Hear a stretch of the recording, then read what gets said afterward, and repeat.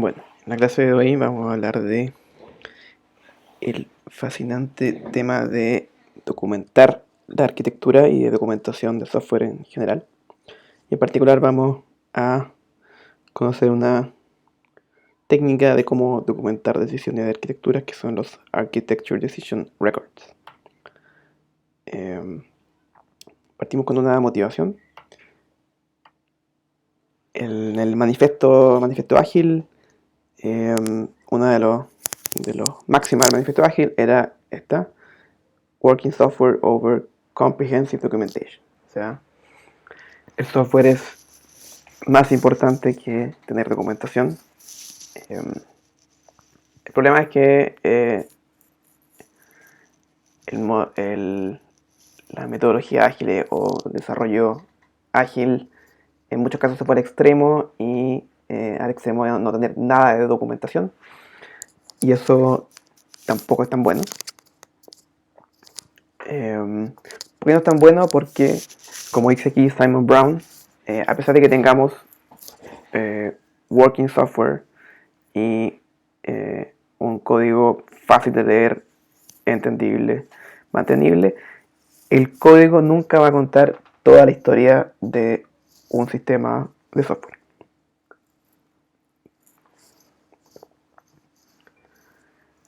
¿Qué cosas no podemos encontrar en el código?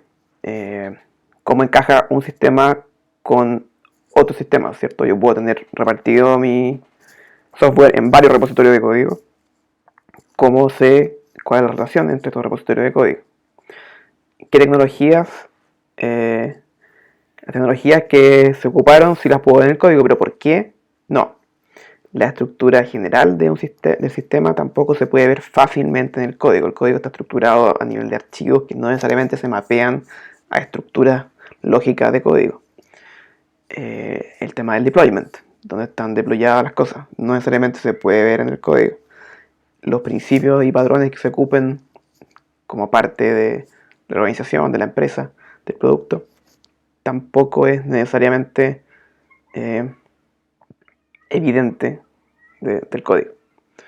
Y entonces eso se suma a que en la práctica, como dice Nadia Iqbal en este libro que se llama Working in Public sobre el desarrollo open source, en la práctica hoy en día la mayoría del desarrollo de software no es escribir código nuevo, sino que es mantener y mejorar código que alguien más escribió. Esto es algo súper importante porque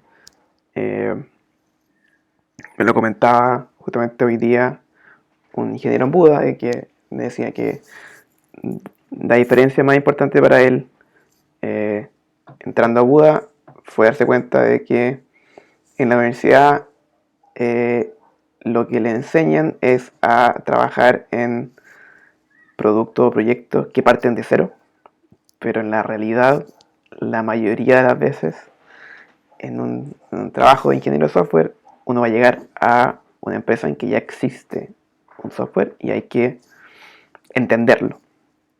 Hay que ser capaz, como alguien externo que no ha estado desde el comienzo, entender este sistema, y eso requiere algo más que el código. Entonces, hablemos de documentación. Un poco este mandamiento del manifiesto ágil de Working Software over Documentation nace porque efectivamente en la época pre-ágil el desarrollo de software se fue al extremo en la documentación. Entonces, como dice Simon Brown, la documentación terminó siendo estos documentos de Word gigantescos que tenían diagramas de cada detalle del código, que se hacían antes de escribir el código y que quedaban obsoletos muy rápidamente y eran inmantenibles, nadie quiere escribirlo. Entonces, efectivamente es un extremo que no queremos volver, pero hay un punto medio entre nada de documentación y documentación ridículamente grande. Y una visión que me gusta que propone Simon Brown es pensar en la documentación adicional al código como una guía de viajes. que me ayuda a viajar por este sistema, por esta base de código. Entonces, ¿qué es lo que tiene una guía de viajes normalmente? Tiene mapas, ¿cierto? Para ubicarme dónde están las cosas, qué cosas hay.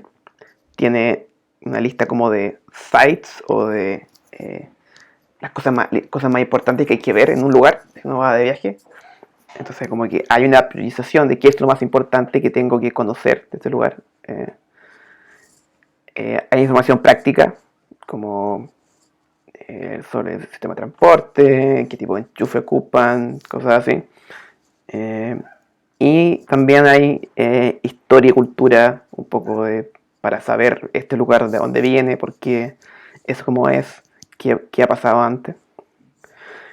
Y vamos a hacer un símil de estas 4 como áreas de un libro de viaje o de turismo para documentar software sin sobrecargarnos en la documentación. Entonces, en términos de mapa, un poco ya vimos con la clase de visualización que los diagramas pueden servir como mapas, ¿cierto? Si yo miro una base de código, lo que veo son archivos y carpetas. No estoy viendo la estructura, ¿cierto? De la lógica de cómo está armado mi sistema o cómo se relaciona con otros sistemas. Un diagrama me puede dar esto, y el modelo C4 de Simon Brown es un muy buen ejemplo de un tipo de diagrama que funciona como mapa, ¿cierto? Y acá incluso hay una metáfora parecida a algo como Google Maps, en que puedo hacer zoom, puedo partir de una vista como la de landscape, pasar a la vista de contexto, pasar a la vista de container, y eso me permite ubicarme en un sistema nuevo.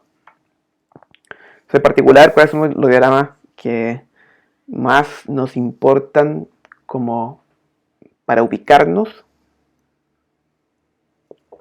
Serían el landscape, que sería como el diagrama de muchos sistemas. Si, por ejemplo, tengo una arquitectura de muchos sistemas. El diagrama de contexto, como el sistema y sus usuarios y sistemas externos. Y el diagrama de container dentro de un sistema. En términos de sites o de vistas, que es lo que hay que ver en un código, necesitamos entonces, ¿cierto? Algo que me ayude a entender los puntos de interés, ¿cierto? Yo de alguna forma puedo eventualmente entender qué es lo importante mirando el código y viendo cómo funciona esta aplicación en el mundo real, pero requiere mucho tiempo llegar a eso. Es mejor que de alguna forma esté documentado cuáles son las partes más importantes, más claves de un sistema. Y aquí nuevamente algunos diagramas son útiles, como en la tarea que tenían para hoy día, el diagrama de comunicación, ¿cierto? Yo puedo hacer diagrama de comunicación de los flujos más importantes de mi aplicación. Acá hay un ejemplo, que por ejemplo es un diagrama de sign-in que puede o no ser relevante. Generalmente, si mi sign-in es estándar, no tiene mucho sentido que tenga un diagrama.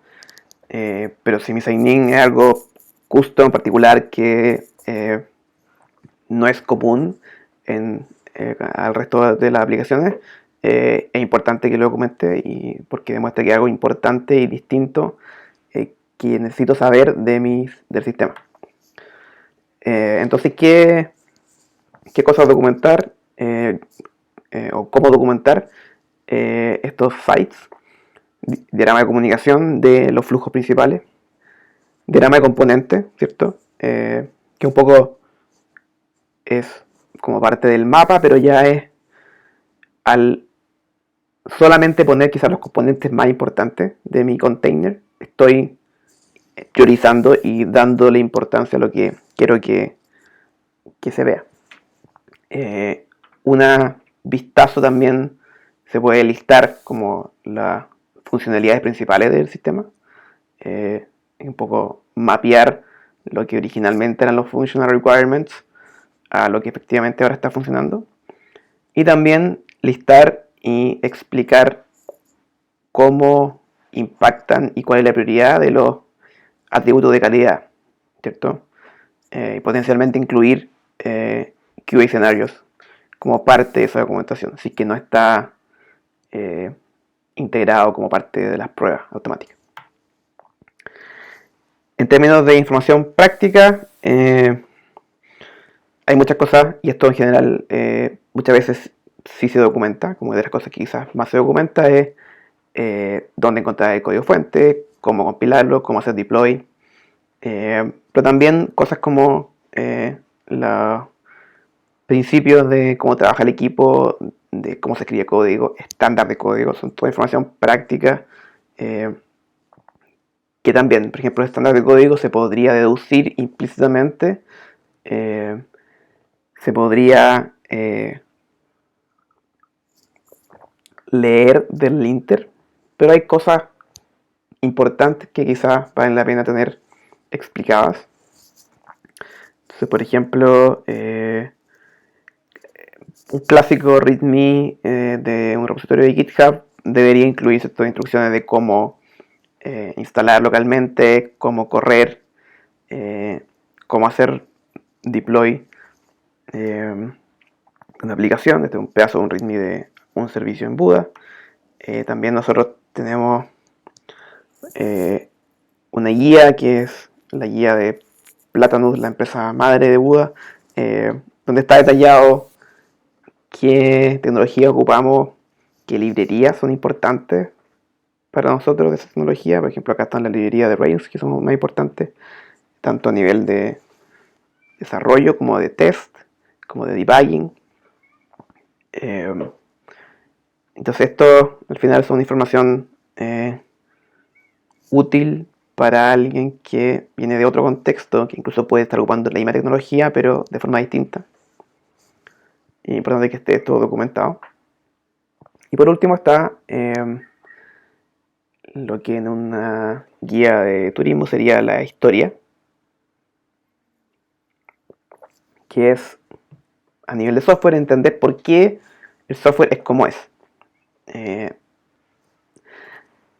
Hay cosas que simplemente son como son y nadie las pensó, pero generalmente alguien toma una decisión.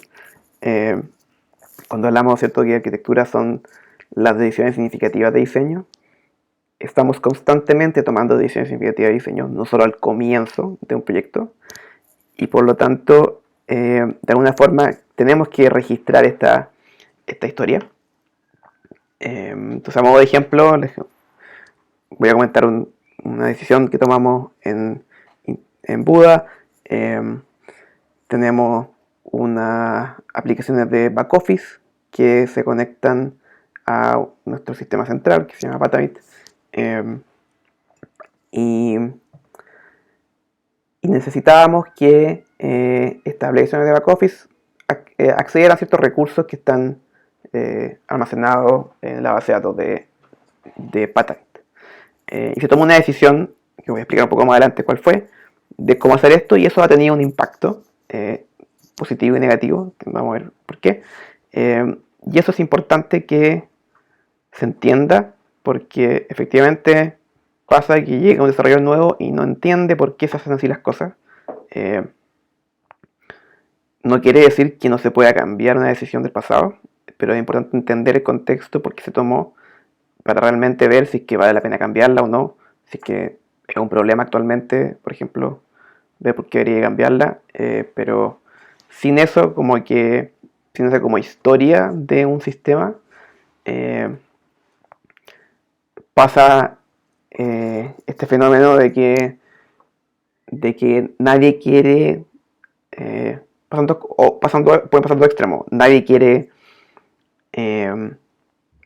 tocar ni cambiar nada porque no sabe qué impacto tiene ni por qué se tomó esa decisión, o estamos cambiando constantemente las cosas y a veces probablemente repitiendo los mismos errores históricamente y no queda registro de eso. Entonces lo que propone Simon Brown en términos de esta historia del sistema, es tener un registro, un log de estas decisiones importantes que a medida que la vamos tomando, la agregamos y una forma de llevar ese log es esta idea de Architecture Decision Record. Entonces vamos a ver un poco sobre estos Architecture Decision Records, que simplemente no es nada muy sofisticado, es un documento que captura una decisión significativa de diseño, que incluye el contexto y las consecuencias de haber adoptado la decisión. Hay distintos templates, no es como una cosa universal, no hay un estándar, no hay... este es el template como más común, que es bastante simple. Tiene un título que sea descriptivo, se le puede agregar un ID como para saber, después poder referirse a él como de forma más sucinta. El contexto, que es describir efectivamente todo lo que influenció a tomar esta decisión. Son como hechos que estaban y que son lo que se conocía en el momento, y que eso gatilla a que se tome cierta decisión. Después la decisión, que en este formato se describe como una oración en primera persona plural, en que se indica que nosotros vamos a hacer esto, un poco que quede claro que fue una decisión del equipo. Después el status, que es saber en qué estado está, o sea, como que podemos agregar estas decisiones antes de que sean aceptadas, como en estado proposed, y eventualmente se puede deprecar, ¿cierto? Podemos actualizar el registro. O sea, lo bueno de tener como la historia es que podemos decir que esto ya no es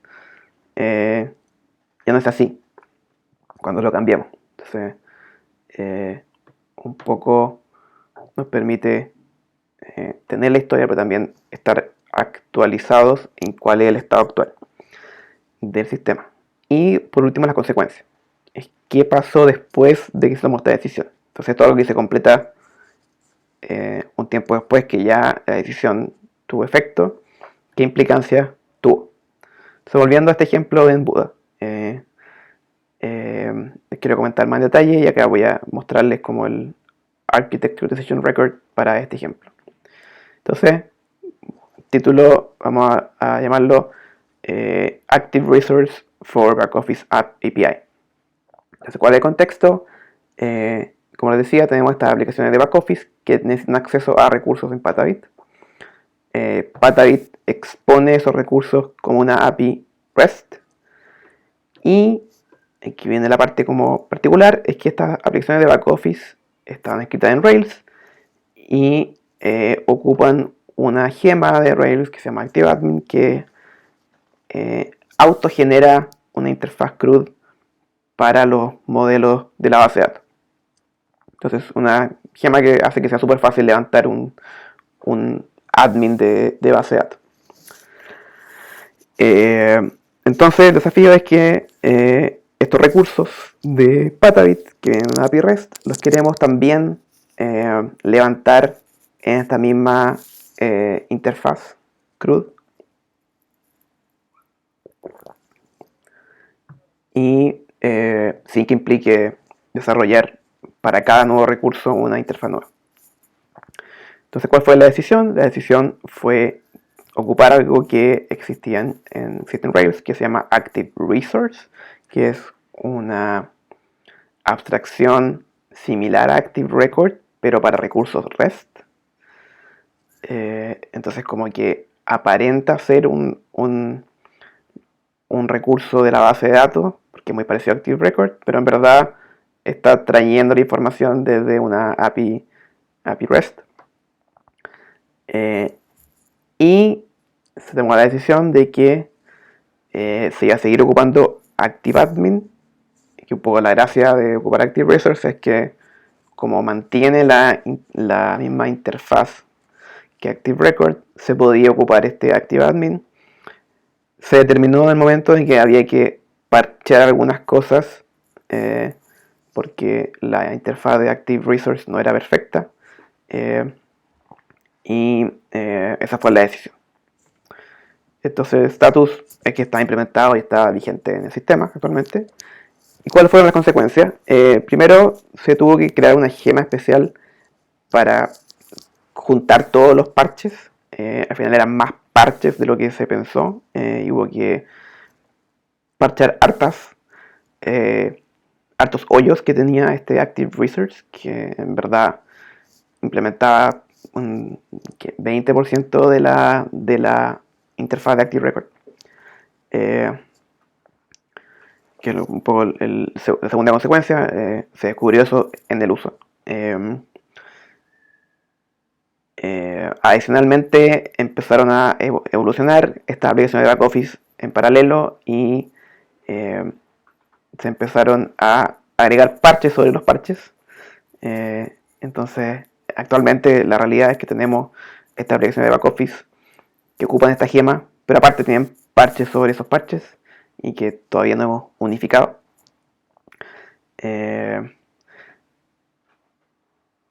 Y bueno, efectivamente el estado actual es que es fácil consumir recursos desde este proyecto Patabit y desplegarlo en el back office, desplegarlo en la UI de los back office. Para los casos más comunes esto ya está resuelto y funciona bien, pero todavía encontramos casos que, por ejemplo, editar uno de estos recursos desde un formulario de ActiveAdmin todavía no funciona bien. Todavía es una tarea pendiente seguir parchando. Entonces, este es un ejemplo de una decisión que tuvo un impacto importante a nivel de arquitectura, una decisión significativa, que para alguien nuevo no es evidente por qué estamos ocupando esto, porque esconde mucho el hecho de que estos parches que están como medio escondidos, esta gema que no son una gema que casi nadie ve, entonces da la impresión de que estamos ocupando algo que nos genera más problemas que ayuda, porque no se entiende este contexto de que la idea era poder mantener el uso de esta gema activada. Entonces este es un ejemplo, un par de consecuencias más que me habían faltado, perdón. Como decía, entonces esta gema genera confusión en los usuarios, en los desarrolladores, porque es como la forma estándar de comunicarse con esta API, pero a veces no queremos que esa comunicación tenga que ver con desplegar esos recursos en la UI. Entonces es raro que queramos ocupar esto para todo. Y aparte, como es una abstracción de Active Record, como que se nos olvida de que no es perfecta y queremos hacer cosas y de repente no se pueden. Entonces son como varias consecuencias negativas y positivas, como les decía. Y un poco esa es la gracia de estos registros, es que nos permite como miembros del equipo tener esta información para tomar decisiones a futuro. Por ejemplo, si quisiéramos volver a hacer algo parecido, lo haríamos o no lo haríamos. Si decidimos que en verdad tenemos que cambiar, hacerlo de otra forma, saber cuáles son las consecuencias actuales nos permite entender eso. Entonces, ¿cuándo debemos escribir estos Architecture Decision Records? Como dice aquí Joseph Blake de Spotify, casi siempre. Mientras más decisiones significativas tengamos documentadas, mejor. Entonces, como tres momentos en los cuales uno puede querer escribir un Architecture Decision Record. Primero es, si ya tengo un sistema que está andando y quiero completar la historia de decisiones del pasado, se puede hacer, ¿cierto? Entonces, ¿cuáles son las preguntas que me tengo que hacer? ¿Hay algún problema en el sistema? si ese problema se resolvió con una solución particular, por ejemplo, en nuestro caso ocupar esta Active Resource, y si no está documentado, se escribe este Architecture Decision Record. Después, ya hacia el futuro, si vamos a hacer un cambio grande, en el fondo partimos, igual tenemos un problema, sí, en este caso no hay una solución, se propone una solución, ¿cierto? Si es muy grande, esto tiene que pasar por algún proceso interno, ya sea RFC, en el caso de un proyecto que ocupen RFC, puede ser un documento de requisito, una tarjeta, una historia, etc. Pero el punto es que cuando se termina este gran cambio, hay que escribir nuevamente un Architecture Decision Record. E incluso si el cambio es pequeño y de alguna forma yo determino que es significativo, y aquí es donde es la experiencia y la intuición lo que me va a decir si considero algo como significativo o no, también debería escribir un Architecture Decision Record. En definitiva, esto es como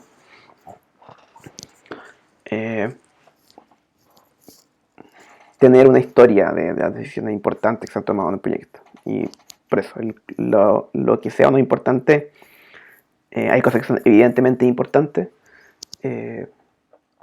como se decidió pasar de JavaScript a TypeScript en un proyecto, se decidió cambiar de framework, se decidió que la comunicación entre estos dos componentes va a ser con esta abstracción Active Resource. Hay decisiones que son más difíciles de saber, como si que son significativas o no. Entonces eso ya va más por el lado de la experiencia. Pero siempre yo puedo a posteriori darme cuenta de que una decisión fue significativa. Y si me doy cuenta de eso, la agrego igual. Porque en el fondo me permite igual registrar esa decisión. Aunque ya haya sido en el pasado, que quede en este registro como histórico de decisiones. Acá les dejo un par de referencias del libro guía y varios links de los cuales saqué parte del material. Hay un libro que les recomiendo que me acabo de leer, que no es particularmente sobre documentación, pero toca el tema, que es este Working in Public, The Making and Maintenance of Open Source Software, que es un análisis de qué es hacer open software hoy en día, qué tipo de proyectos hay, qué problemas tienen los desarrolladores de open software. Bien interesante.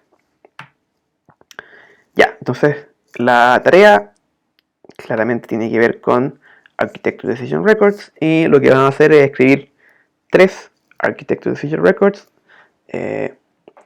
de decisiones significativas que tomaron en el proyecto que cada uno ha ido como agregando diagramas, ¿cierto? En las tareas pasadas, en mi proyecto. Acuérdense que la idea de estas tareas es que sean un ejercicio que les ayude para el proyecto. Entonces piensen en decisiones significativas que sean interesantes, que hayan tenido consecuencias, posibles consecuencias no esperadas, por ejemplo. Cosa de que lo hagan el ejercicio como de descubrir estas decisiones importantes y pueden completar bien este template que vimos. Y eso sería todo por hoy. Muchas gracias.